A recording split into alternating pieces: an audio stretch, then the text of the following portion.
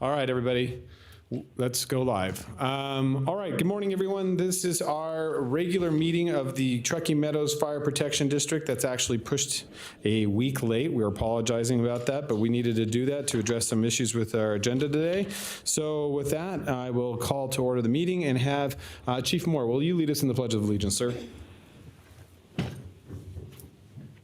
pledge allegiance to the flag of the United States of America and to the republic for which it stands, one nation, under God, indivisible, with liberty and justice for all.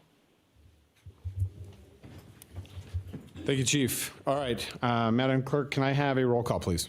Certainly. Bob Lucy, Chair. Here. Marcia Burke-Bigler, Vice Chair. Here.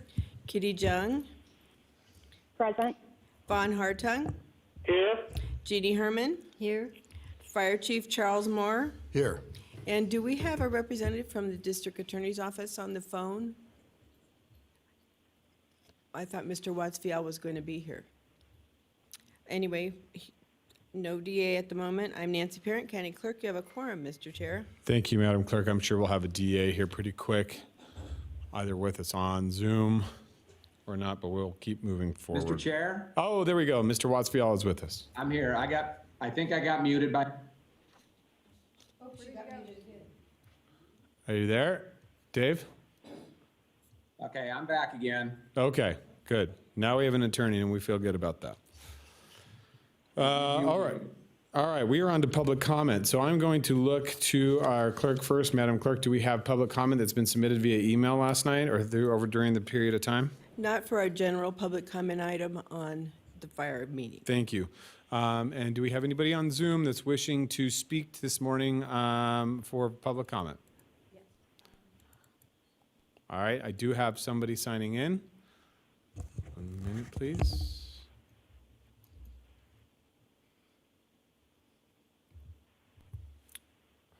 All right, I have Mr. Cliff Lowe signed in this morning for public comment. Mr. Lowe, the floor is yours. Your 3 minutes will begin now. Thank you, Mr. Chairman. Can you hear me all right? Perfect, thank you. Thank you. For the record, Cliff Lowe, Washoe Valley. I would just like to take a few seconds here as the president of the West Washoe Association and as a resident and constituent of Truckee Meadows Fire Protection District to thank all of the first responders, but especially the firefighter, paramedics in the field and their families for the sacrifices they're making at this particular time because of the coronavirus. I suspect that many, if not most of these folks and their families having to practice more social distancing in their home than the firefighters are able to when they're doing their job. So I just want to acknowledge the sacrifice that they're making and thank them most sincerely. Thank you. Thank you, Mr. Lowe, appreciate it. Any further speakers, public comment from Zoom, any of those individuals wishing to speak at this time? All right, seeing none, we'll close public comment, bring it back to the board. This time we are on to item 4, Fire Commissioners and Fire Chiefs announcement. Chief, do you have anything this morning? Yes, Mr. Chairman, just 2 quick announcements. We are closing open burning for the season. It's getting too hot and dry already, early this year. And 2, the green waste and the Sun Valley cleanup that we had intended to do this spring, we're going to have to cancel until we can get past the pandemic. So we'll try to reschedule that for the fall. Great, thank you. Commissioners, are there anything else for any of the individuals? So I'm going to go call out to Commissioner Hartung. Do you have anything this morning? Hearing nothing from Commissioner Hartung. No, Mr. Chairman, I do not. Okay, Commissioner Jung, do you have anything you'd like to add this morning? No, thank you. Okay, seeing no comments from any of the commissioners or the fire chief, we will close public announcements. We're on to our consent agenda. Chief, is there anything in here that we need to pull or change at this time? Is this prepared and ready for the board to take action? It is, Mr. Chairman. Okay. Now I'll ask commissioners, for all commissioners, is there any part of the consent agenda that we'd like to pull for further discussion at this time? Madam Vice Chair. Thank you, Mr. Chair. I received a couple of emails of concern regarding item 5E, which is the salary increase. I don't have an issue at all with our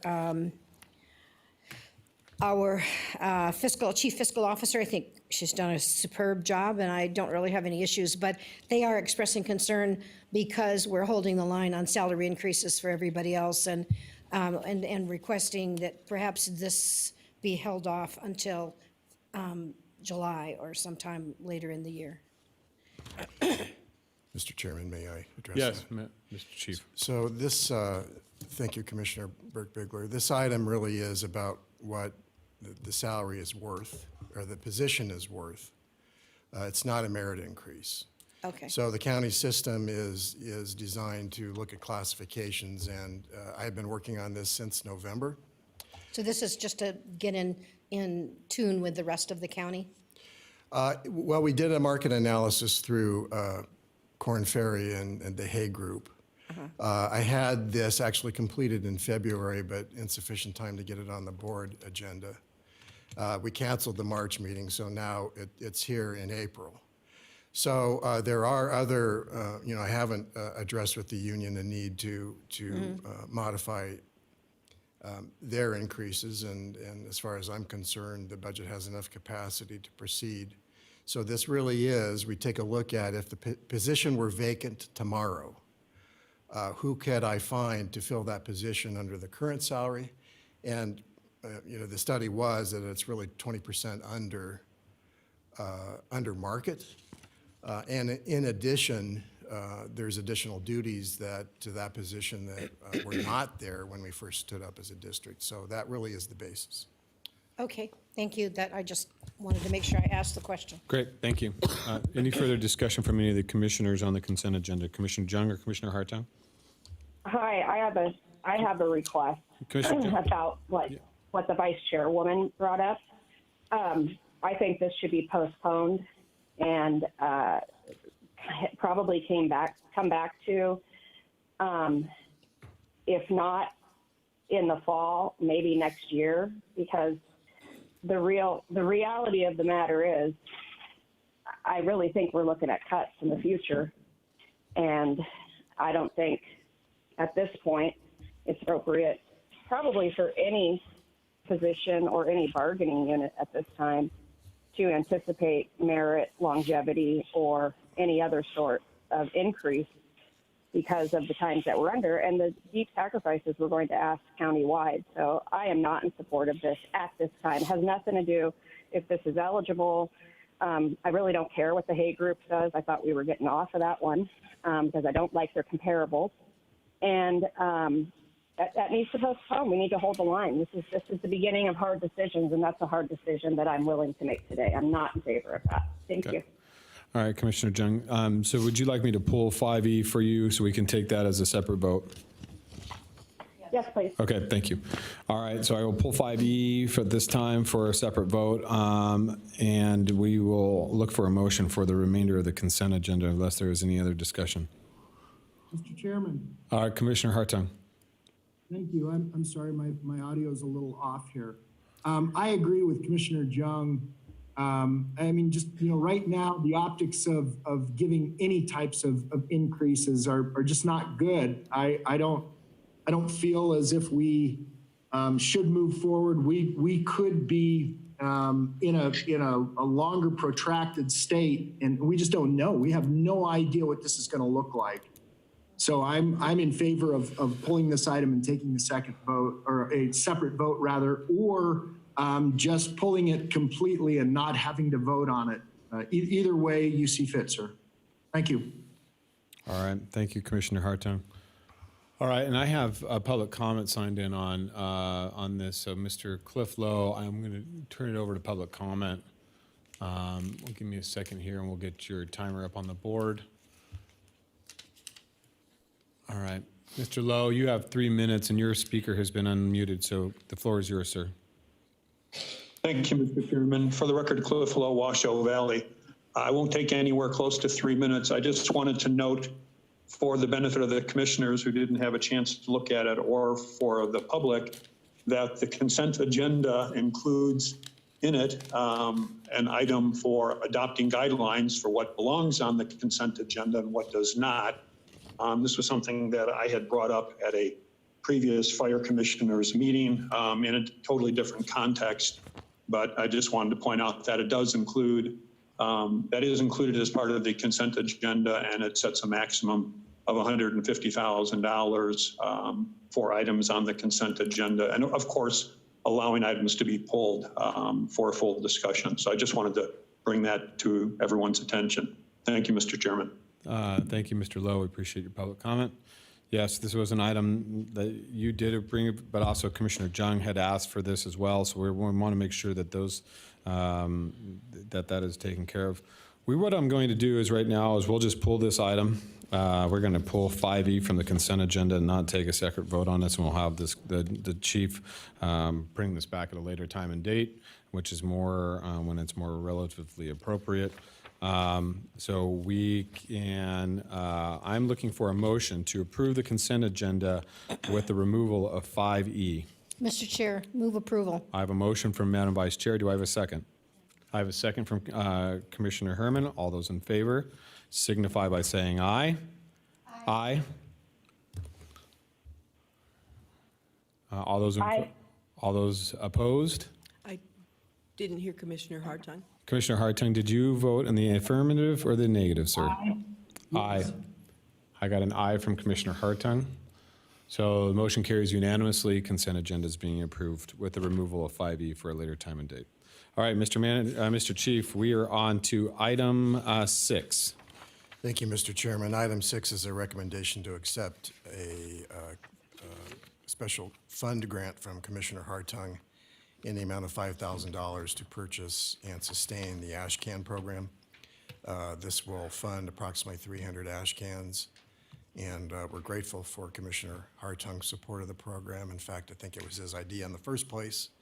A few years ago, we've dispersed well over thousands of ash cans, and we have seen our incidents of fire related to fireplace ash and oily rags drop since we've started this program. Fantastic. Congratulations, Commissioner Hartung. Thank you for your continued support of the ash can program. This has been a wonderful program, obviously, as the chief has pointed out. So with that, Commissioner Hartung, would you like to make the motion, sir? I would move to approve item number 6, Mr. Chairman. All right, I have a motion. I have a second from Commissioner Herman. Any further discussion? Any public comment? No, sir. I see no public comment. All right, all those in favor signify by saying aye. Aye. Aye. All those opposed? Aye. Motion carries unanimously with Commissioner Jung and Commissioner Hartung voting telephonically.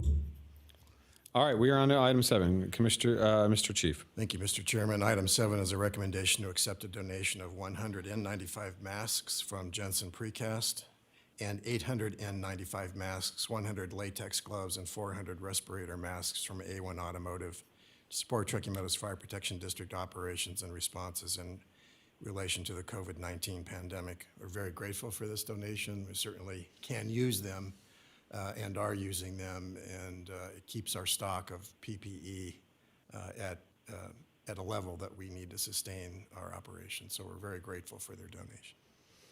Can't thank enough all the community support during this pandemic and how challenging it is for a number of businesses, but for businesses like that to stand up and continue to support our frontline first responders is tremendous, and we want to thank Jensen Precast and A1 Automotive for their continued support of Truckee Meadows Fire Protection District. With that, I'm looking for a motion to accept the donation. I have a motion from Commissioner Herman. Do I have a second? Second from the Madam Vice Chair. All those in favor signify by saying aye. Aye. Aye. All those opposed? Motion carries unanimously with Commissioner Jung and Commissioner Hartung voting telephonically in the affirmative. Mr. Chair, did you call for public comment? I did not call from public comment. It did not see any on my screen. Is there any public comment available? Seeing no public comment. Thank you, Mr. Watsfield. All right, Chief, we are on to item 8, which is the Fire Chief's report. Thank you, Mr. Chairman. The first item is an update on the Hidden Valley Station 37 development. I was contacted by the owners of 5335 Pelham who are moving out of state, and they asked the district if we would be interested in purchasing as residents. The board may recall that we bought 445 Pelham about a year ago for the purposes of developing that as a crew quarters. So that particular house is going to take about $100,000 plus to renovate to make it appropriate for firefighters to use.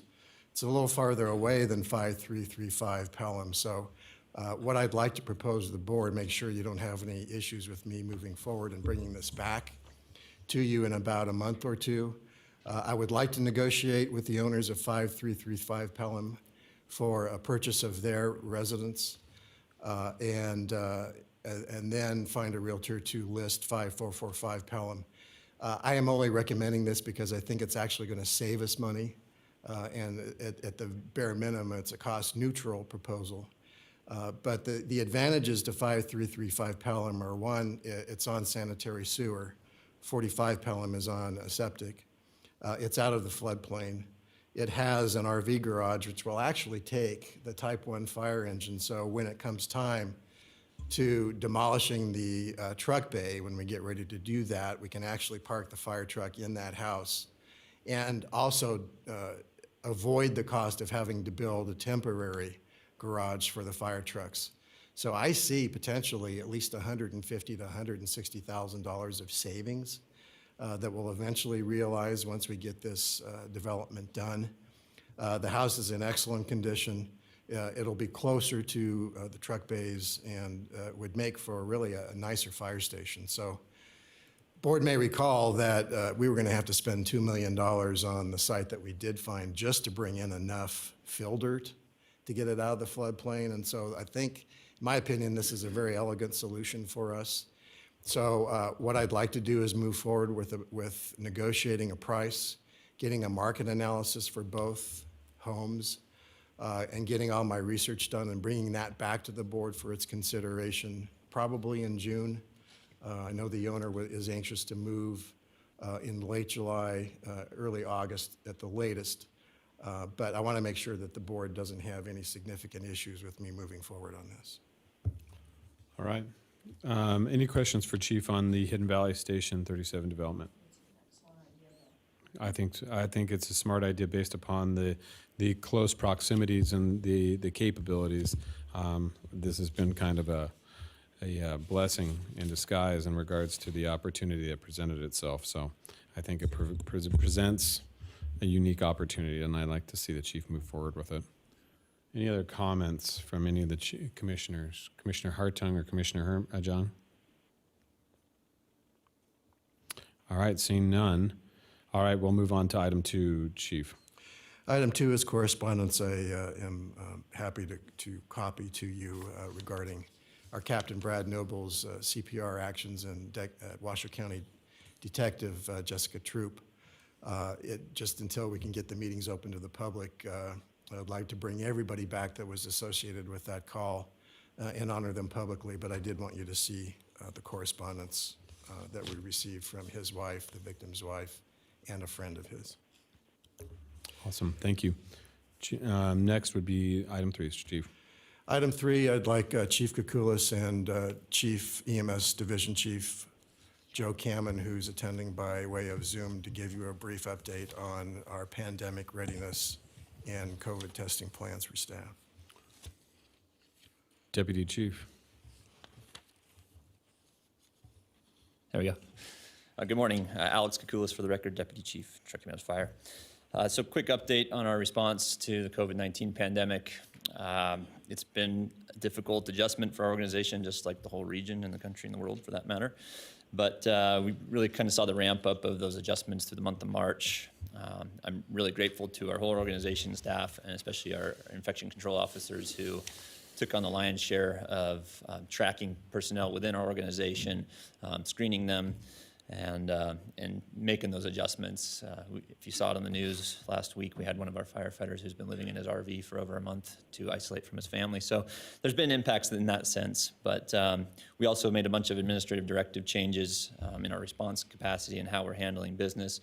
Some of those included required use of full PPE, mask, goggles, gowns on all of our patient contacts, and we did that pretty early on. and that's proven to be effective so far. We have no known exposures or contacts on duty, which is a good thing. And we're doing daily crew medical screenings as people come and go from work at the fire stations. They're being screened for temperature and all the other associated symptoms before they can enter the building. We did make an adjustment to our priority 3 responses. Those are the low acuity medical responses. Our organization ordinarily does respond to those due to our outlying nature and distance from where REMSA typically post. We temporarily pause those.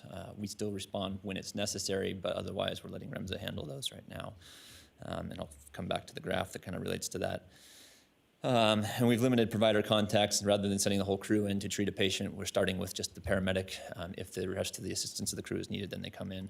But that's also limited exposures. We're not doing any station visits, ride-alongs, or other public interactions for the time being.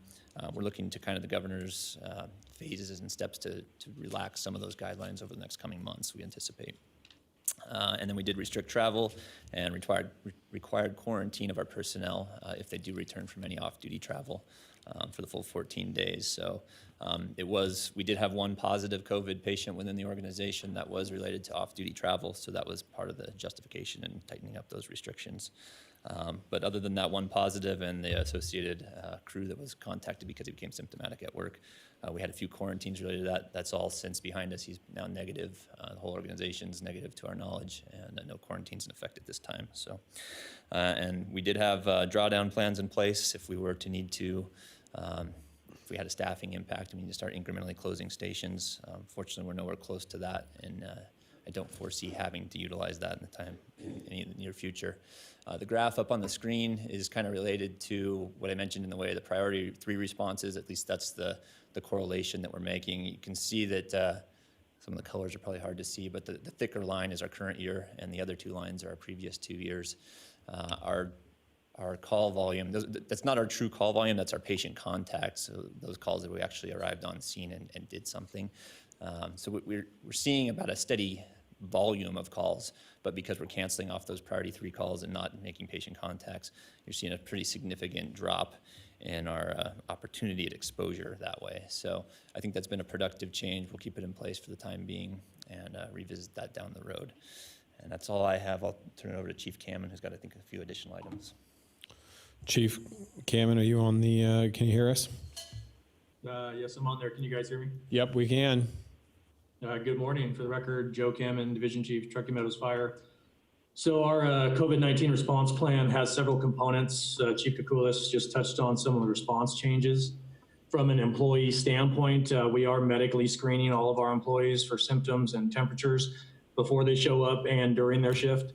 We're strictly enforcing keeping sick employees at home and station disinfection with approved emerging threat cleansers. We're using our infection control officers extensively to monitor any employee that's traveled, needs to be quarantined, has been exposed to COVID-19 patients, or anyone that's even showing any symptoms at all. It's all tracked on spreadsheets and allows us to maintain really strong consistency with any CDC recommendations.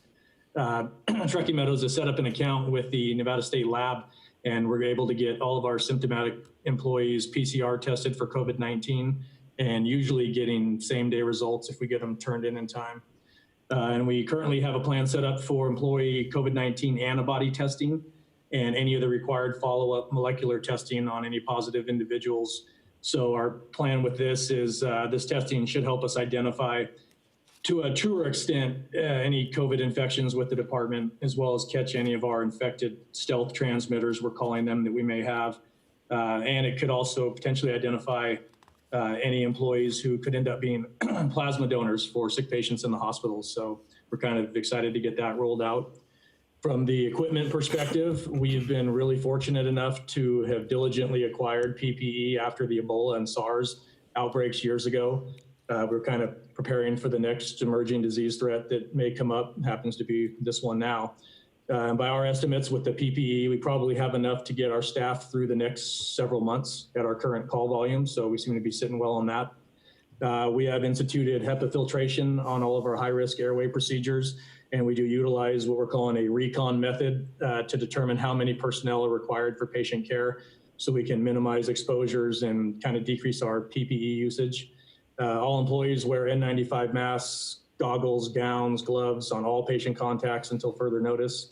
For disinfection of our equipment, we use approved cleansers for emerging threat pathogens, and we just implemented industrial strength UV light sanitizers on each engine. So that's going to help out considerably. With our current equipment supply, we've been fortunate enough to assist other local fire agencies with their PPE needs, as well as providing PPE to some high-risk citizens in the community. Last week, we were able to give 300 masks to the Washoe County Senior Center for its employees and at-risk seniors. And then the Verdi VFW post 10053, we were able to get them 150 masks for use on its post members as well. So we're sitting pretty good from both of those perspectives. If you guys don't have any questions, that's all I've got.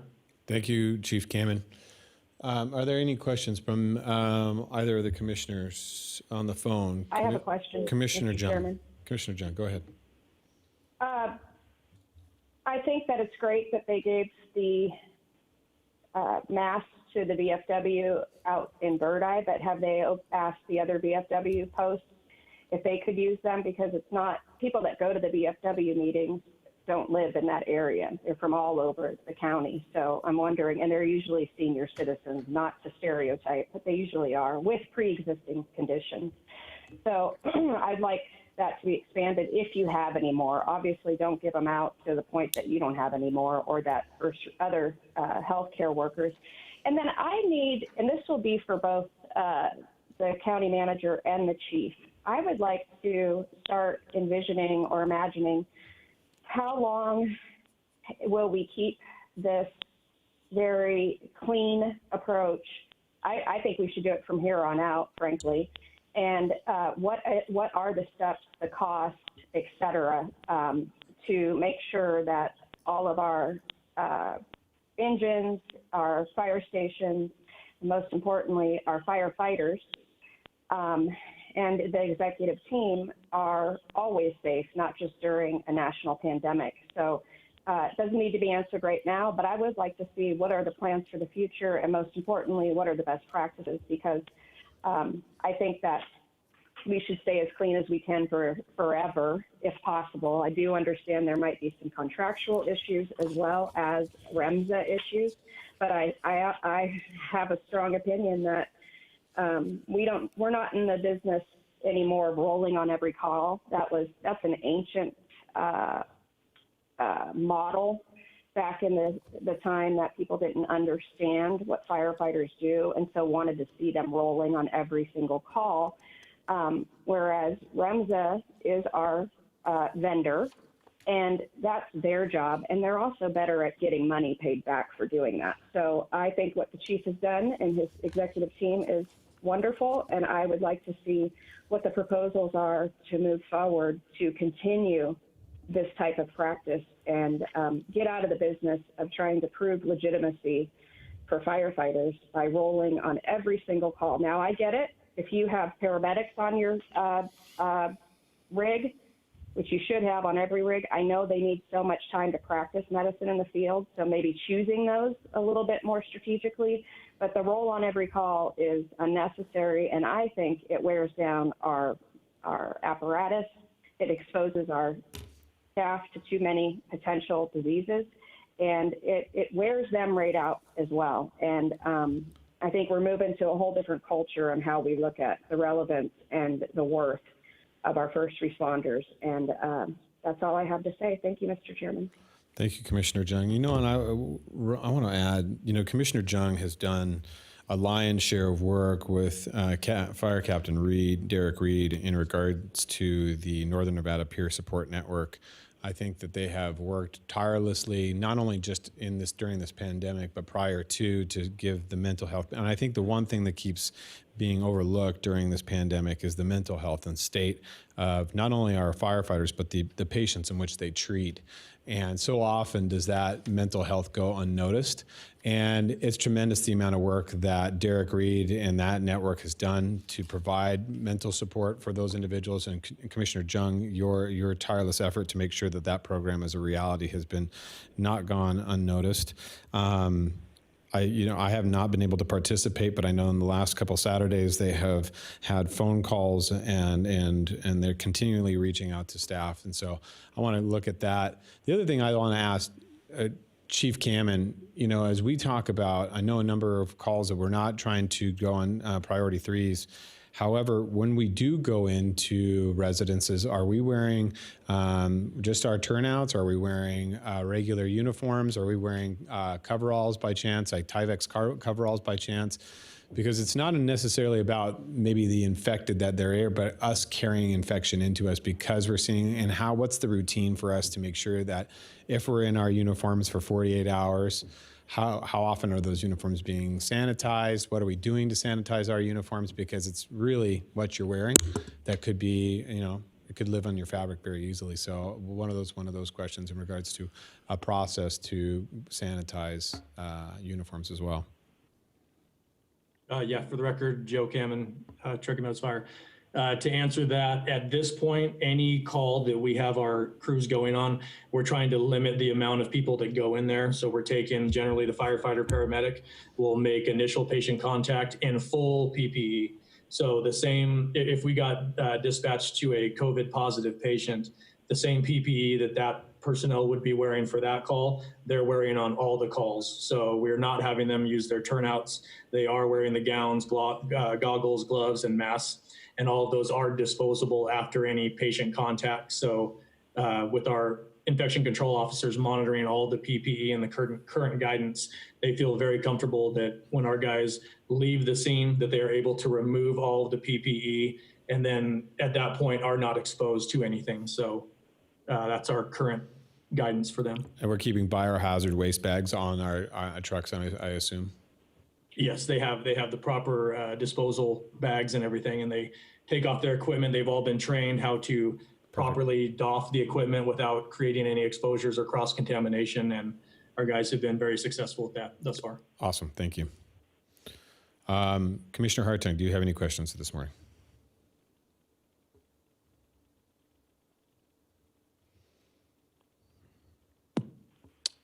You there?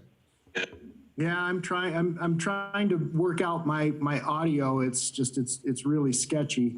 I don't know whether you can hear me, but I've been on the last couple of Saturdays. I've been on those the peer support calls, and the goal there is it's a wonderful group. The goal is to try to widen it where all agencies are involved, and so. I know Derek Reed will be looking forward to giving all of us an update in the not too distant future. But it's a sound group, and it's included not just first responders. It's now gone to hospital workers and a lot of frontline employees. So I'm excited about the prospect of this. Thank you. Thank you, Commissioner Hartung. All right, Commissioner Jung.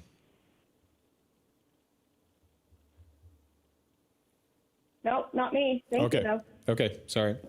All right, seeing nothing further on this, thank you for the report, Chief Kuklas and Chief Cammon. We appreciate you joining us this morning. All right, Chief, we're on to the discussion on the SAFER grant opportunities, please. Thank you, Mr. Chairman. The SAFER grant period is open. There's two grant programs within the master grant. One is for career firefighters and the other is for volunteer retention and support. If I'm to apply for these, I need to let the board know that there are costs associated on the district side to pay for additional firefighters. So my angst about pursuing the SAFER grant on the career side is that if we're successful, we have costs that are going to add into our budget when we're trying to be very, very cautious about additional costs that we incur. Of course, there's no cost other than staff time to apply for the grant. But if we were just to say hire another 3, there's tens of thousands, maybe $100,000 worth of cost associated with that. I am excited about applying for something on the volunteer side because we manage Gerlach and Red Rock for the county as well as our own program. And I see a lot of need within the volunteer program. We could explore volunteer stipends. We could hire an additional volunteer recruiter for the program because the program really does need somebody to manage it on a day-to-day basis. So if there's any input for me, I'd be glad to receive that, Mr. Chairman, but those are my thoughts on the two sides of the grant. Okay. Any discussion for Chief in regards to the SAFER grants? I think Commissioner Hartung, Commissioner Jung, do you have anything? I have a question. Commissioner If Jung. you take the money, because I remember this years ago, the last recession, if Mr. Fire Chief, if you take the SAFER grant to hire more firefighters, is there a length of stay required for those firefighters to receive that grant? Yes, Commissioner Jung, there is. They need to stay employed, I think, at least 3 years. And then the district's share of that increases. I think the minimum amount that we contribute is in the first year, and then the grant pays for more of those expenses. But it only pays a portion of the salary. It does not pay for benefits. But I believe the number of years is 3. Okay, and then I have another question. Are we looking at what our regional partners are doing as well? It doesn't matter. I mean, Mr. Fire Chief, if you choose that, I don't care if 99 people are jumping off the bridge. If you tell us, no, it's not a good fiscal decision, I support that. That's my concern, is there's a lot of clawback provisions, and from last time it happened, now it could be a whole different program rolled out, learned from the last program. There was a lot of heartache and a lot of financial implications that actually put seniority firefighters, which that's the way our system works, not always my favorite system, it put their jobs at risk. And so it caused a lot of churn just in the staff morale. So, Mr. Fire Chief, this is fluid as well. So I would say you do what you think is best for this organization, either on volunteer or career firefighters, and then we'll have to figure out how to best support it. But I think it is really wise to be a bit cautious about this so-called free money, because as we've learned, with many grants that appear to be free, end up costing us more than the money that even came in when you look at all the management of that or the clawback provision. So my opinion is, Mr. Fire Chief, you make the decision based on this forever evolving and changing. And I'm sure the feds are getting a bunch of pushback from people that it created quite a problem in their communities. So just be on the lookout. And as far as I'm concerned, I'll support you, whatever you decide, and we'll figure it out. But I think it's very wise of you to be looking at that very closely, because it was a disaster here last time. So thank you, Mr. Chairman. Madam Vice Chair.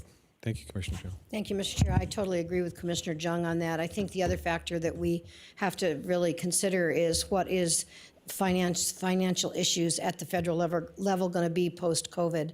And I don't think any of us know that yet. And although these SAFER grants may be being offered now, we really don't have any idea if they'll stay, if they'll continue to be offered. And so that does concern me. I totally support what Commissioner Jung said. Okay, thank you. All right, Chief, you get enough direction on that? Yes, sir. Okay. Chairman? Yes, Commissioner Hartung. So, Chief, when is the next opportunity to apply for a SAFER grant? If we don't go with this round, do they come out every spring? Yes, sir, every year. So this time next year. Okay. So my opinion, Mr. Chairman, is that we just hold off and let's see what the economy does, because if we've got to add staffing, and again, I'll repeat, if we're in a protracted state, I'm fearful that we would not be able to maintain those staffing levels. And so it's just a matter of being a little cautious. Great. Thank you, Commissioner Hartung. I appreciate that. All right. And so, Chief, with that, we are on to wildfire season preparedness. Thank you, Mr. Chairman. Chief Kukulis will give you just a very brief update on our preparedness for wildfire season. This weekend was very busy, and so we're off to the races. Welcome, Chief. Hello again. For the record, Alex Kukulis. Yeah, there we go. For the record, Alex Kukulis, Deputy Chief. So real quickly, as the Chief mentioned earlier this morning, we did suspend open burning for the rest of the season, so we won't see that again until the fall at the earliest.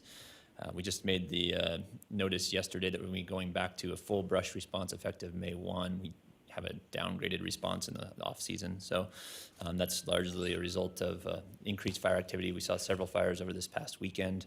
Obviously we got temps up into the 80s and near 90 this week. So our fuels are drying out. So it's come that time again. Other things we're doing this year that are new, we have a later agenda item here, but we have established our new fuels division. We just hired the new fuels chief, and they're going to be in the process of setting that up. So with those fuels crews come the ability to respond additional resources to assist us, and I'll get into those details later on. Our dozer program that we started last season, it was kind of in its infancy. We have 2 dozers and transports.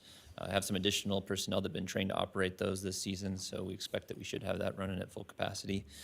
And then one thing we're considering this season, because we're always a fairly aggressive department and agency when it comes to wildfire responses, but probably even more so this year in an aggressive posture, trying to hit things fast and early so that we can keep them small and not depend on a long, lengthy, drawn-out response. So on high hazard days, red flag days, we're looking at putting some task forces in place for a quick response that could look like a task force leader, the fuels crew I mentioned, our dozers, additional tender, Type 3 engine, and coordinating that with Raven in addition to our normal response. So we should have quite a few assets coming early on when we do that. And then lastly is, we are anticipating the COVID impacts to affect us throughout the summer as well. So they're talking about that on a national basis, but what that means is that crews will probably have to be more self-sufficient out there, what we call spiking out, rather than coming back in at the end of a 24-hour period to get into a camp and get meals and everything else. They may be staying out in the line, being self-sufficient with MREs, those are the military-type meals, that kind of stuff to keep them from having to interact with each other.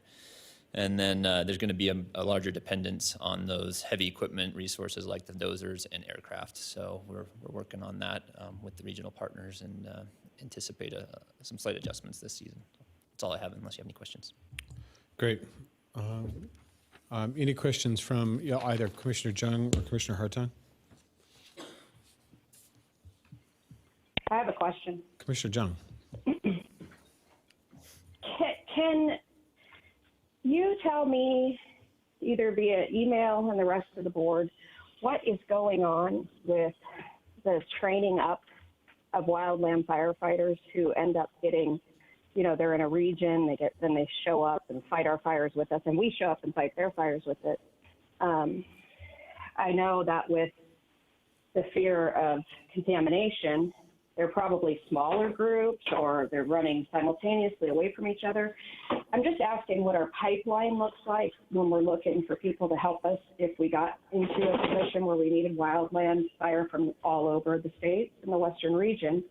And then I just want to put on the record that when it comes to wildland fire and capacity, I believe from doing this for a long time that Truckee Meadows Fire Protection District are the experts of that wildland urban interface. And it gives me great comfort to know that. And I know that there are very different theories in firefighting, but I want the chief to stay steady on his course, which he has done a remarkable job, which is, and I know we get guff for it too, which is save the home first, please. And we've always done that and I know that we get pushback from people who say, how dare you let the wildland fire burn and you saved a house and not this giant forest or field or whatever it may be. And I love the forest and fields too, but I love people's houses more.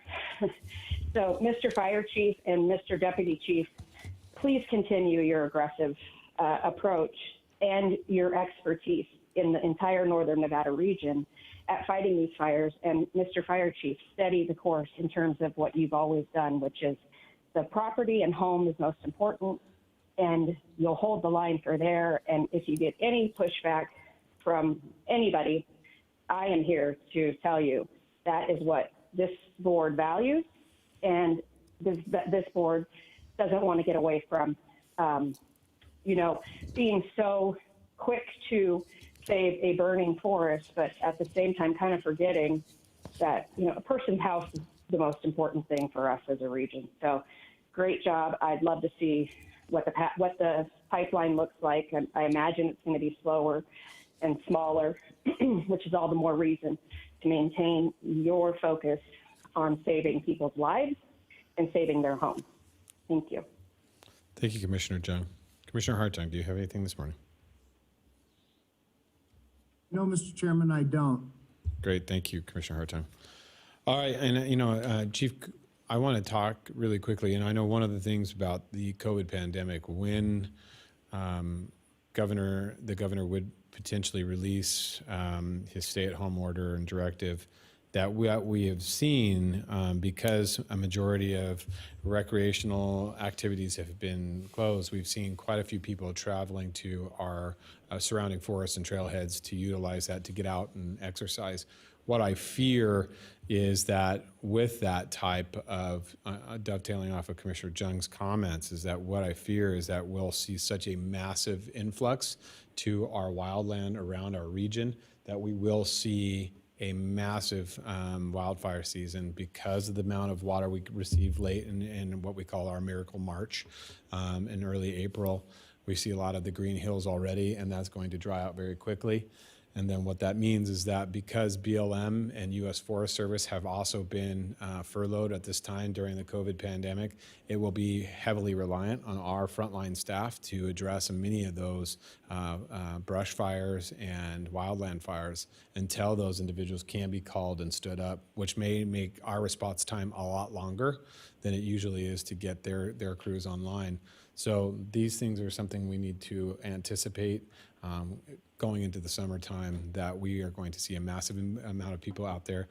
I know up in Story County, right behind my home, up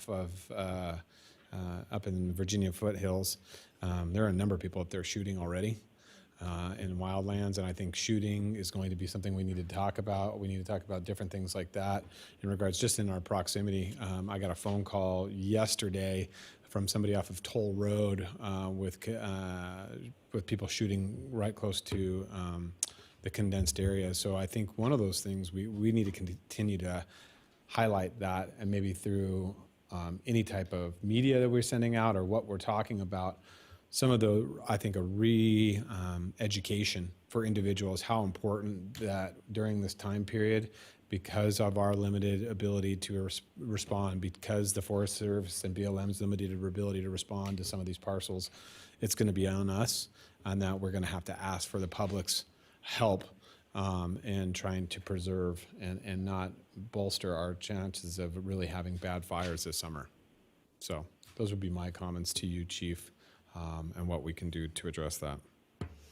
All right, seeing no further discussion on this, we are on to item B, Chief, Commissioner Dashboard. In the interest of time, Mr. Chairman, I'll let B and C stand and answer any questions if there are any from the commission. All right, commissioners, do you have anything to answer in regards to your dashboards or the critical call responses for February 2020? I don't see, I do have Commissioner Herman.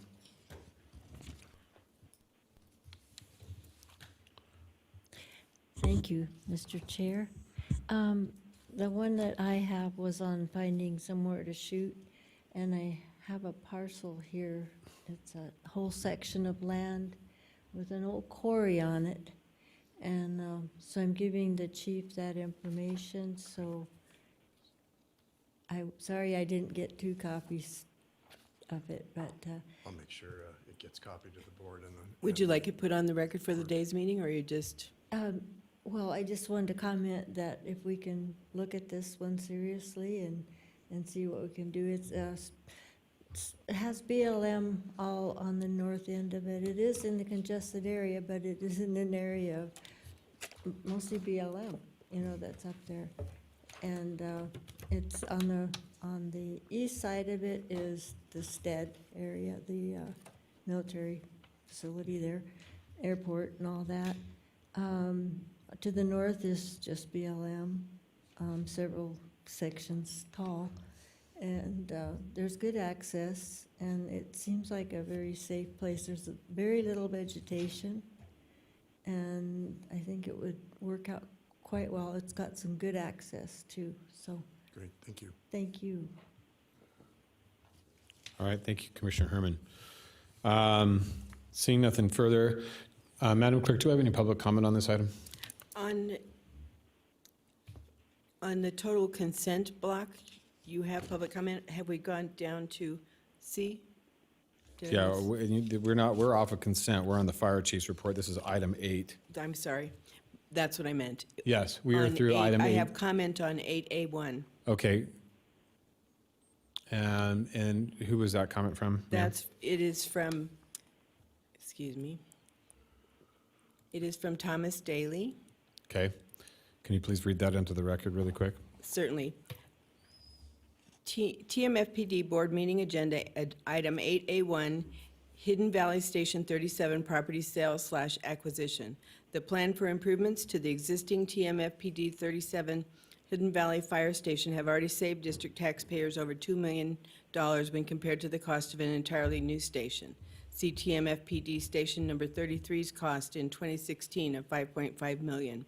The proposed sale of the 5445 Pelham Street residence acquired in 2019 to be used for TM's 37 crew quarters, coupled with the acquisition of the adjacent residence at 5335 Pelham to serve that purpose, the latter needing much less renovation to make it crew-ready, will be at worst a cost-neutral transaction and most likely result in cost savings to the district. Further, the 5335 Pelham residence has a large RV garage sufficient to house a Type 1 structure engine, obviating the need for a temporary building while the new apparatus-based structure of TM37 is constructed later this year, resulting in additional cost savings. This kind of outside-the-box thinking by Chief Moore conserves much-needed district tax revenue as the district faces likely declines in C-tax revenue in FY21, the result of the COVID-19 crisis. See today's agenda item number 9. I urge the board to approve this property transaction and move forward to obtain the special use permit needed from the County Board of Adjustments. Thank you. Thomas G. Daly, Washoe County resident. Thank you, Madam Clerk. All right, and are there any comments via our Zoom meeting this morning? All right, seeing no public comment from Zoom, we will bring it back to the board. Looking for a motion to accept the fire chief's report this morning. I have a motion from Madam Vice Chair. Do I have a second? Second. Second from Commissioner Herman. All those in favor signify by saying aye. Aye. Aye. I think that was an aye from Commissioner Hartung. It is an aye, Mr. Chairman. All right, I have an aye from everyone. And all those opposed? Motion carries unanimously. Thank you very much, Chief. We are on to item 9. This is our presentation and discussion for possible direction in regards to the status for fiscal year 1920 budget. So with that, I believe we have our CFO, Cindy Vance, with us this morning. So Chief, you want to take us into that? Thank you, Mr. Chairman. I'll lead off, and Cindy will just discuss some of the financials regarding expenditures and revenues in more detail. Well, if there is good news, next slide, please. If there is good news with our finances, that we're in a very strong position with regard to our financial health. We're actually at $8.5 million in our general fund, $618,000 in our stabilization fund. And we've set aside $800,000 plus in contingency, which if the board would like, we can certainly attach a resolution to use of the contingency such that it would need to come back to the board to expend out of that. But we put our vacant positions in contingency as well as an additional $400,000. I feel very comfortable that I can also delay some capital if it comes to that. But in this, obviously in this pandemic crisis, the thing that we can control is our expenditures. Things we can't control is what happens to the economy and our revenues coming in. So this is really going to be a budget where we have to monitor this month by month, if not week by week, and be very, very conservative, at least until we see the economy coming back online. Next slide, please. So our goals for next year's budget, to the extent that we can, we want to maintain our current service level. and we don't want to close any fire stations, and we don't want to reduce staffing, but we will keep vacant positions unfilled. The other tool we might have in our toolbox is to let our census of employees fall through attrition. But I have not contemplated any layoffs at this point because simply we have a lot of money. And you, commissioners, need to tell me how and give your staff guidance on how we would use that reserve and to what extent. So it really is our plan to come back to you at least on a quarterly basis and let you know how we're doing. Obviously, if we don't come back in C-Tax, we're going to go through that reserve more quickly. If it does start to tick back up, then perhaps not so much. Next slide, please. We do have some. We don't want to keep the fire department as a in a standstill mode. We do have a couple of things that we would like to do, which I don't believe that these are really going to be significant costs. So let me explain. Our Wildland Fuels Division, which I think is probably the most fundamental change we've made in this district since we went all ALS. This is going to be huge for your constituents and for the community. We have tremendous opportunity to seek grant funding to develop the Wildland Fuels Division, and I want to give kudos to Chief Kukulis for really spearheading this. He's done an amazing job in getting the initial steps ready on the fuels division, but we see us being able to fund this division entirely through grant funds. The first grant that we have that will come down later on your agenda is really the first step. We have FMAG grants that we haven't tapped into, and there's really only 2 departments in Northern Nevada that would even qualify for that, and we're one of them. I think there's somewhere around $3 million available for that. There's SNPLMA money, and there's going to be an additional money coming from NV Energy. So we think that we can build a robust fuels division and not have that really be a significant expense to us. The district has never had a repair shop, believe it or not, in our 8 years. Even though we lease out the Gregg Street, it really isn't a shop. So with our new Barron Way building, we'd like to build that out in terms of creating our lifts and our tools and being able to do more repair in-house rather than sending it out to vendors. When we have a fire truck that's broken and we send it to a vendor, it gets in line behind dump trucks and over-the-road trucks and everything else, and we can be waiting sometimes 2 or 3 weeks for that fire truck to come into the queue and get repaired. So we think that and later down the presentation, we're going to propose actually hiring an additional mechanic and reducing the amount that we spent on contracted services, and we think that those two will balance out to a large degree, but we'll be able to get our fire trucks fixed faster by being able to do this in-house. The ladder truck is ready to go. The thing that we need to do is to train our staff, so we've put that on hold because of the pandemic crisis. We just need to get training, and that's the only piece of getting the ladder truck in service that we're waiting for. And finally, we're anticipating increasing funding for the peer support program to $50,000. Right now, it's at $22,000.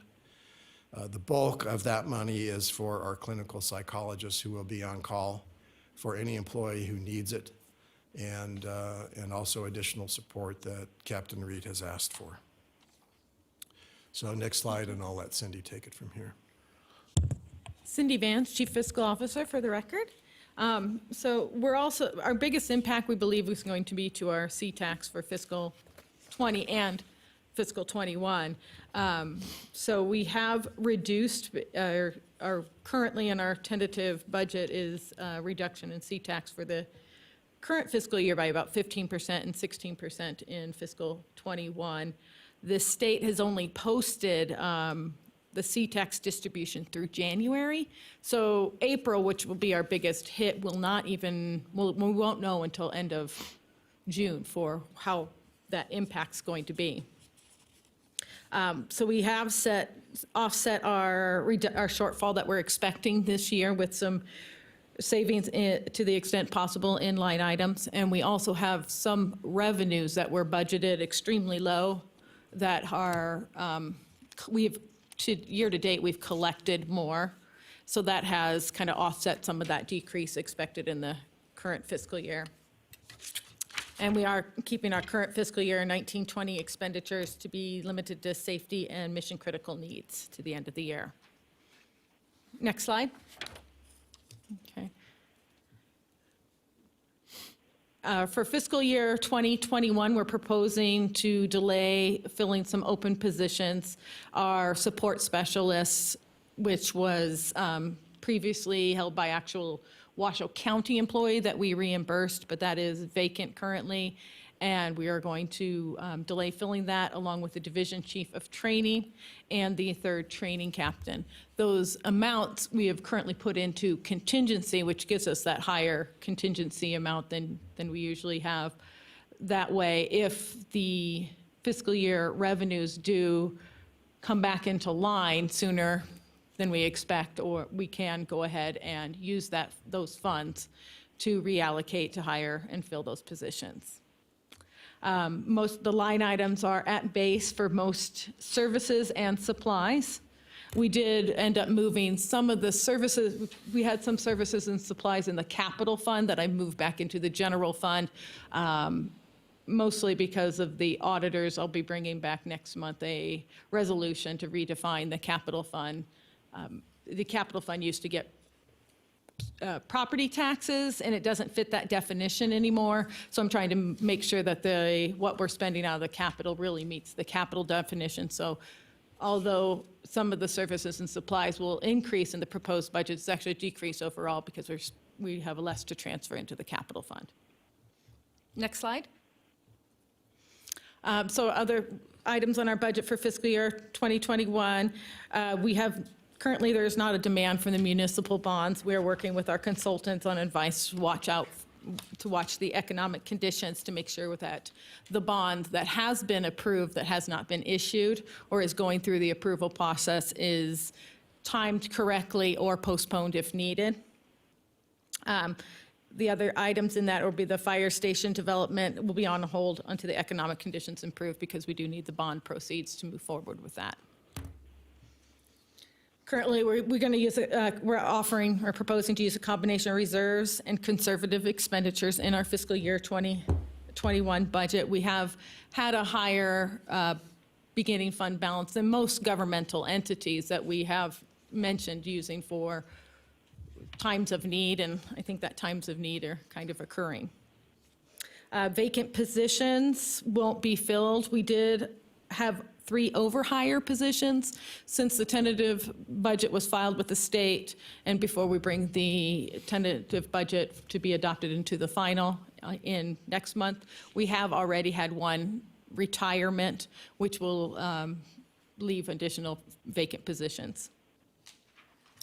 And we're going to leverage projects that are cost neutral. So we have our NV Energy grant, which pays for some positions and services. We'll use those whenever possible in lieu of using our own staff.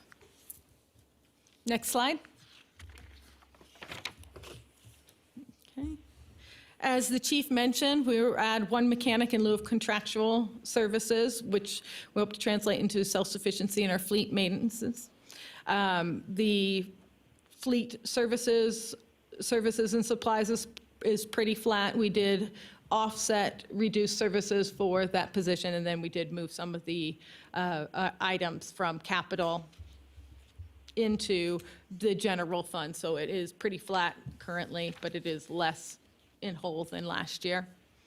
The fuels division is a fairly cost neutral through grants because that is, again, where our NV Energy grant will be, and they pay for most of the positions. We only have 1 position in that division.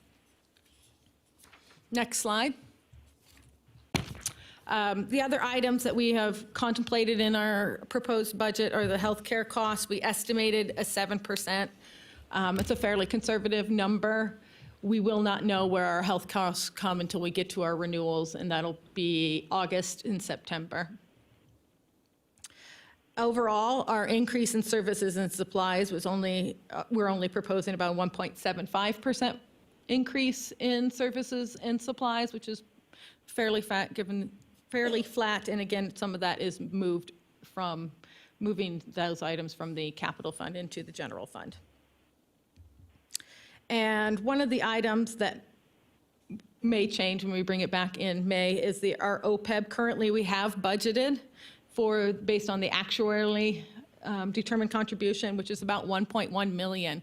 So there was a big change in our actually determined contribution from the last valuation. So last year it was only about 450,000. Now it's moving up into over $1 million. And we do understand that that might need to wait. And then most of our increases currently are contractual increases based on our labor agreements. Salaries overall are $1.4 million of increase, but those are mostly step increases. 672,000 are just for, 808,000 are just step increases in COLAs. We do have a few new positions, including the overfill, that are expected to be eventually offset with vacancies. New grants, and then we have reduced overtime. Okay. And I can go into any more detail on any other items if you'd like, Great. or if we can get some direction from the board of. Do you have any, Madam Vice Chair or Commissioner Herman? Commissioner Jung or Commissioner Hartung on the phone, do you have any questions? Mr. Chairman? I do. Okay, Commissioner Hartung, and then I'll go to you, Commissioner Jung. Go ahead, Commissioner. Thank you. Commissioner Hartung. Thank you, Mr. Chairman. Ms. Vance, can you explain again, because I couldn't hear very well and I'm sorry, why the huge step in the OPEB increase, or that huge step? And would it be detrimental for us, or even possible for us to kind of stave that payment off a bit to give us a little better cash position going into the future, and sort of just maintain our cash level? Yes, the OPEB is actually done, it's valued by an actuary, and they did do some change in assumptions where the earnings weren't where they had originally assumed, so they did move the earnings down and some of the health trends up, which made just by valuation an increase in the actually determined contribution. We had hoped to maintain an 80% funded ratio, which is where we were in fiscal 18, actually. But due to the revaluation, the changes in the actuarial assumptions, we actually did drop down to 50%. We are in a better position than many governments. To answer your second part of the question, yeah, given times like these, it's not detrimental. It's always good to be funded on your future liability costs.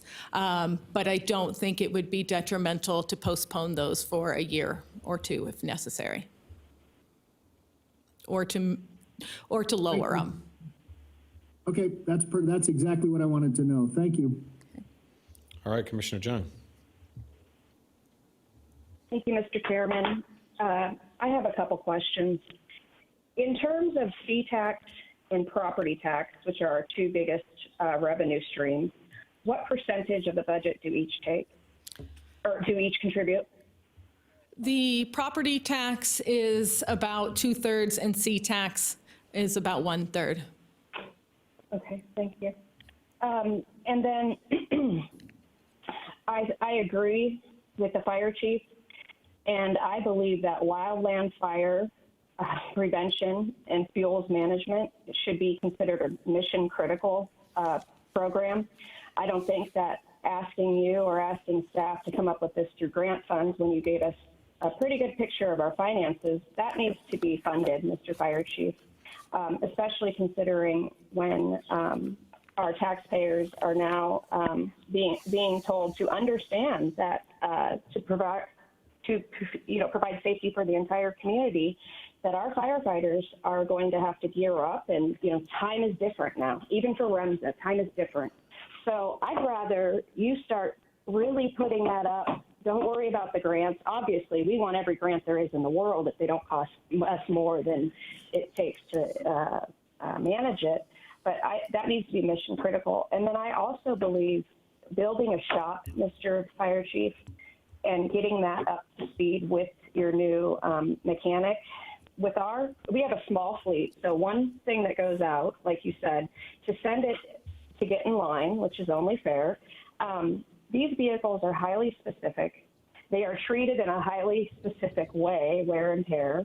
And then, as anybody knows who's worked on any sort of engine, vehicles also have their own individual kinks and gremlins in them. And I'd rather you have a shop with your specific vehicles, with a subject matter expert, your mechanic, who that's all they do. And they know your vehicles, because I do know if you have a good mechanic, your vehicle lasts about twice as long as what anybody else who just shops around. So that's also mission critical. Wildland fire prevention and fuels maintenance is number one.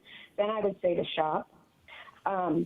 And Mr. Fire Chief, I commend you, and I commend the whole crew and admin staff and the Chief Financial Officer that you're not contracting out a bunch of this. This is how you stand up a real fire station. And everything that you do really should be standalone, because here's the good news. The fire income or revenue, whatever you want to call it, that's it. You live in your own world, and you live and die on that money, and you know that. And that's exactly why we stood up Truckee Meadow Fire Protection District, no matter all the stuff before it, was because we wanted a discrete fund with real parameters over it. So when we did get into labor negotiations, the subject matter experts, i.e. the line staff, I could say to them, here's your pile of money. You with the chief tell me how to best do this. So I applaud you. This is really moving towards what we already knew you were, and that is a fully up and fully staffed, and from head to toe, meaning from the mechanic on up to the fuels maintenance and prevention, which is going to get us a heck of a lot further than hiring more people to fight fires. So that's my feedback.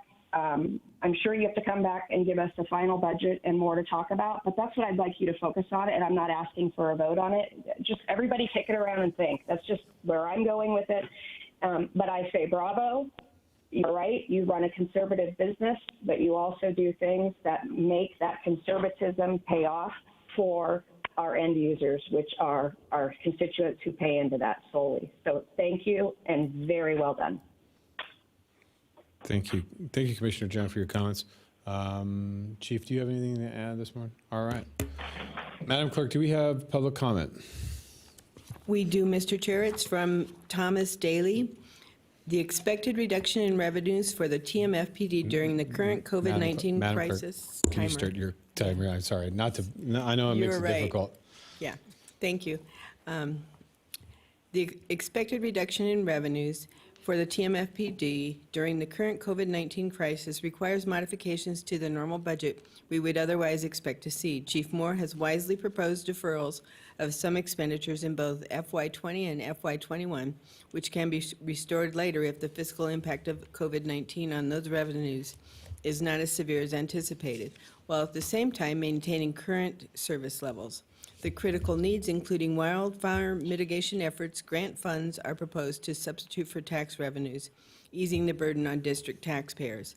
As for other district needs, for the record, FEMA has recently announced an additional $100 million to their Assistance to Firefighter Grant, AFG FY21, budget to assist fire departments dealing with the fiscal impact of the COVID crisis.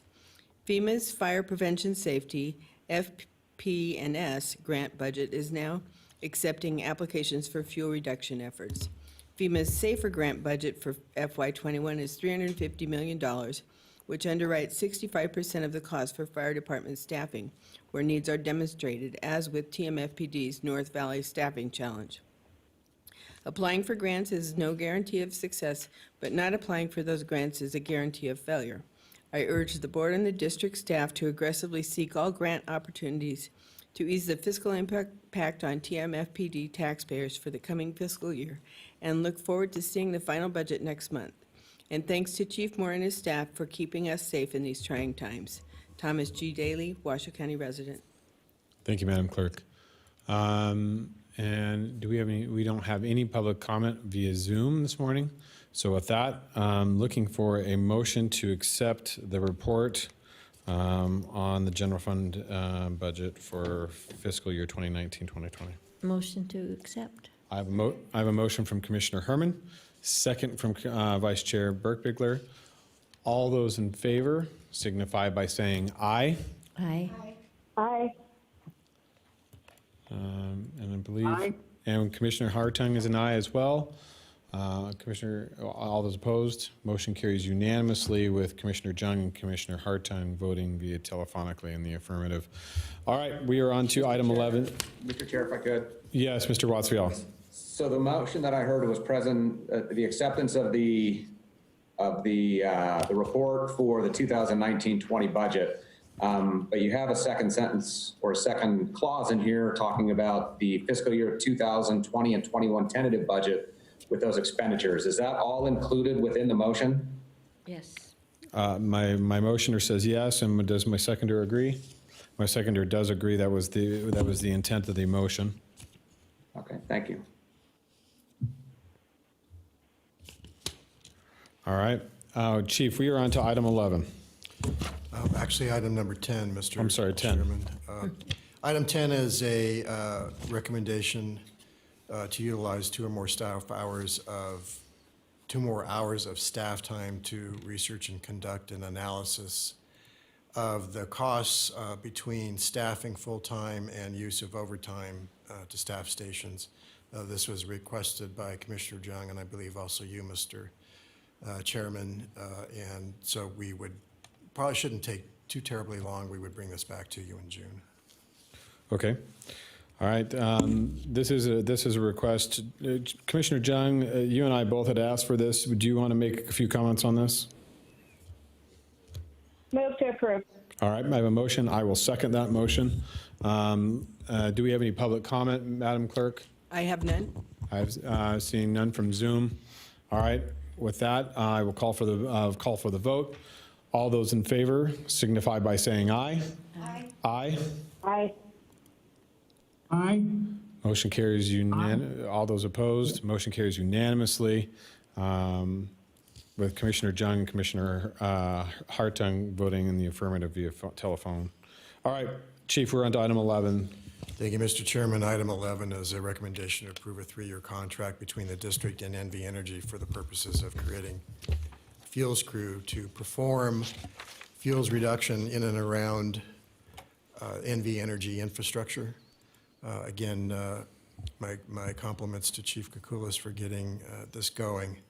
It represents a fundamental shift, as I've said, in the way the district is going to attack its fire prevention issues. And I will, without further ado, I'll let Chief Kukulis explain this in more detail. Thank you, Chief. Again, for the record, Alex Kukulis, Deputy Chief, Truckee Meadows Fire. I'm very excited about this program. We've obviously spoken a little bit about it already this morning, but this is just one component, or this item that's before you today, of our overarching fuels division. So the NV Energy contract that we've worked on is going to be a part of it, but not all of it. Dating back a little bit, we had a fuels program under Sierra Fire more than 10 years ago that sort of dissolved as we stood up Truckee Meadows Fire. It's been sorely missed and needed since then. So this has been discussed for a couple of years now and been in the works for about the past 6 months when we really started focusing on it again. We started collaborating with NV Energy and Mark Regan. Some of you may recognize his name. He's the former fire marshal for North Lake Tahoe Fire who got picked up by NV Energy. It's been a full court press for the past 6 months trying to get this done. And I think we're finally at a place where we have a good contract and a good program to present to you guys. We really consider this more of a public-private partnership than anything. It's the component for NV Energy should be no cost to the district. At this point in time, they're proposing funding 5 personnel as a squad boss and 4 crew members, as well as the apparatus and all the equipment that's going to come along with that program. And they've already expressed interest in expanding that program as we're ready. We just wanted to kind of start off on a smaller scale.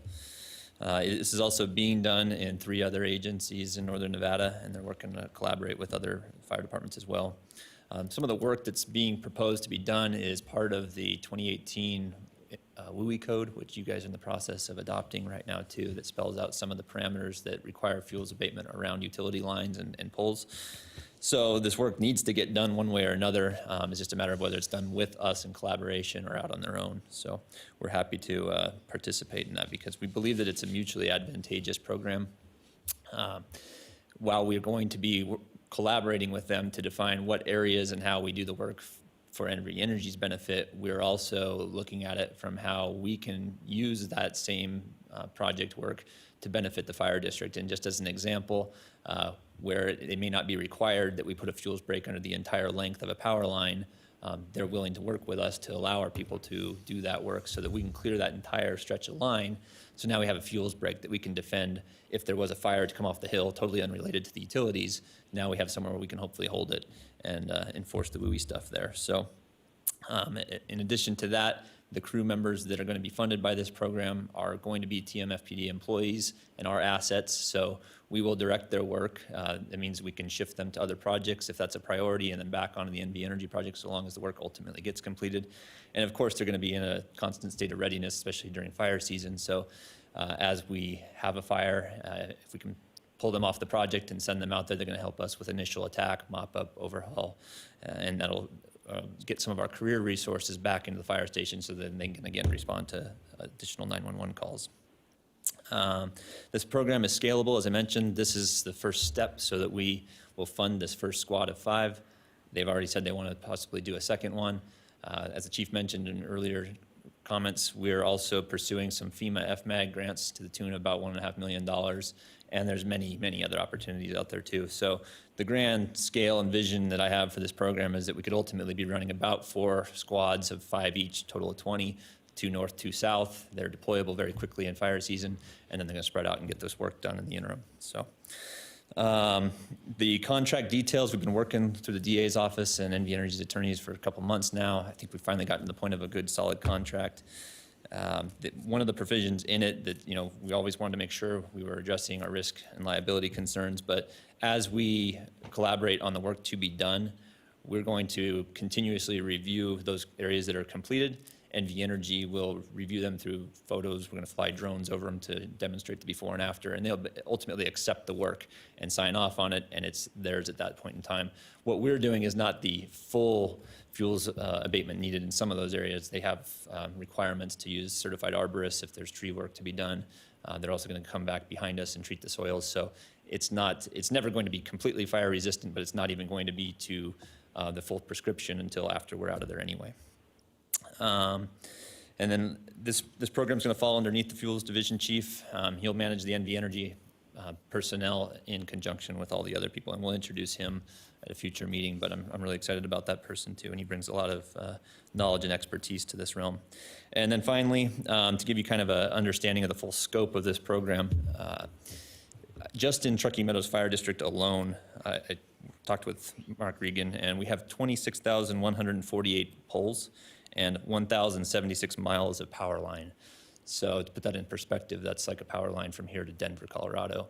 So to treat that kind of area, and obviously we're not going to treat all of it, and there's prioritization and areas we will and won't address, but this is a long-term project. They're looking at it at a minimum of 10 years right now. This contract is for the first 3 years, but we certainly foresee continuing this relationship if it's successful and going on with really indefinite work, because even to treat that volume of stuff, don't forget this stuff continues to grow back after we leave, so it's going to be a constant cycle.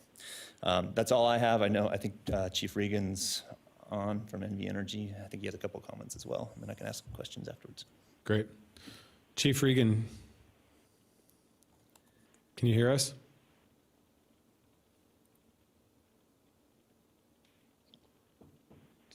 If you got it, you might have to unmute yourself if you're there. All right, since we're running really short on time, we appreciate Chief Regan trying to come in with us, but I think we've got a pretty good gist of this. I'm going to turn this to ask any of the commissioners if they have any questions in regards to the fuels management program. Madam Vice Chair. I don't have any questions about it, but I do want to make for the record that we did receive legal counsel questionings regarding, I know that some people brought up the question of ethics on this issue, and we did receive legal counsel confirmation that it's been reviewed and it's fine. Great. Thank you, Madam Vice Chair. Commissioner Hartung or Commissioner Jung, do you have any questions via phone? Mr. Chairman, Yeah, Madam Vice Chair. Commissioner Jung. I have a motion to approve this and a couple things to say. Okay. We could not do this, and then we're still responsible to be the first on the scene. And go in a position in this way that we're going, which is prevention, not reaction to an emergency. And it also wraps up so nicely in my lobbying for a fuel management, wildland fuel management team and a whole division.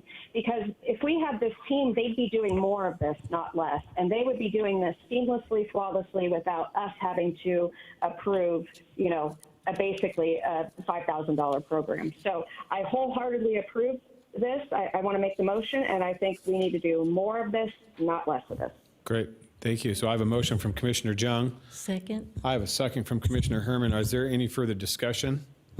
All right, I do have public comment, and I have Mr. Cliff Lowe joining us via Zoom. So, Mr. Lowe, we're going to unmute your mic, and the floor is yours, sir. Thank you, Mr. Chairman. For the record, Cliff Lowe, ordinary citizen, but interested citizen, Washoe Valley. I don't know if all of the commissioners have had a chance to read the exchange of emails that started with my email on Sunday evening to Chief Moore. He did respond last night, and I thanked him for his response. My email to the chief was not to suggest that a program of fuels management in cooperation with NV Energy, it was not to suggest that such a program should not be done. My concern was about whether or not there was adequate protections, legal protections for the fire district. If you think back to the tragedy that took place in Northern California and the fallout from it, it ended up with, among other things, PG&E filing for bankruptcy due to all the lawsuits. The chief points out in his email that that he thinks the benefits outweigh the costs, and more importantly, that the contract has been discussed with risk manager, the district attorney, and insurance broker. Those are all good things. I would want to point out that there were items that were not available, at least I was not aware they were available when I wrote my email. They were not originally part of the agenda. They're part of the packet since then. I would mention that the indemnification part of the contract is a cross indemnification where both parties are each holding the other, they're indemnifying them and holding them harmless. There is, however, a limit on the NV Energy's indemnification that it's following part of NRS, which limits it to $100,000 per claimant. That is the claims by people against government bodies. You may recall that that has been challenged in connection with the Little Valley fire. But that was my concern. I don't expect that you're not going to go forward with this. This program is good. It is actually, it's about time. If you think back, I know we're all involved in coronavirus appropriately, but if you think back to 2017 and 2018, I think you would have asked yourselves, could this happen here? So I would say and this is going to help address it, it's about time. But I would ask you that you consider in your capacity, either as fire commissioners or county commissioners, this might be a good time to ask one or more representatives of NV Energy to talk about what they have been doing, what they were doing before what happened in California, what they have been doing since then, and what all they're doing going forward. If you will look, Tumwa just had a flume that's been, they say is inspected every 2 weeks, fall into the Truckee River. So some oversight is needed. Thank you. Thank you, Mr. Lowe. Now I have Chief Mark Regan back with us. Chief Regan, can you hear us?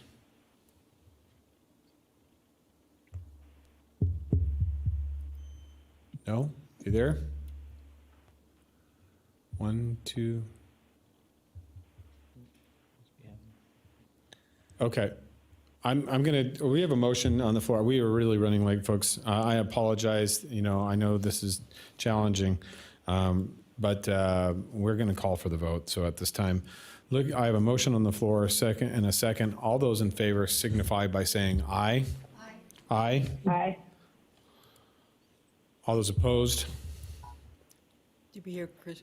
Commissioner Hartung, do you have the ability to vote? Aye. That was an aye from Commissioner Hartung. All the votes are unanimous, with Commissioner Jung and Hartung voting telephonically in the affirmative. We will move on. All right, we are on to item 12, Mr. Chief. Thank you, Mr. Chairman. Item 12 is authorization to direct our real estate broker to negotiate a sublease on behalf of Truckee Meadows Fire for the Gregg Street warehouse, which we no longer need. Simple as that. Okay, great. Looking for a motion. I have a motion from Commissioner Jung, second from Madam Vice Chair. Any public comment?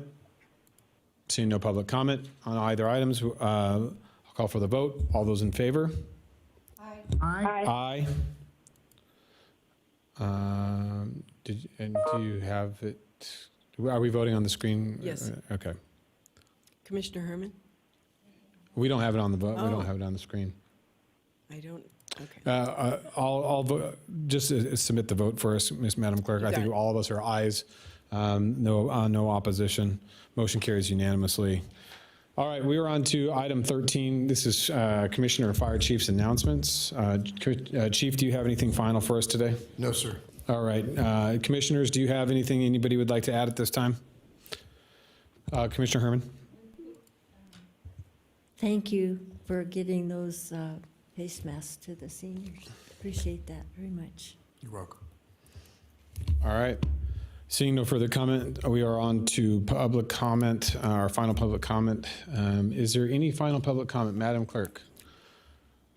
I'm looking to Zoom, and I do have one signing in.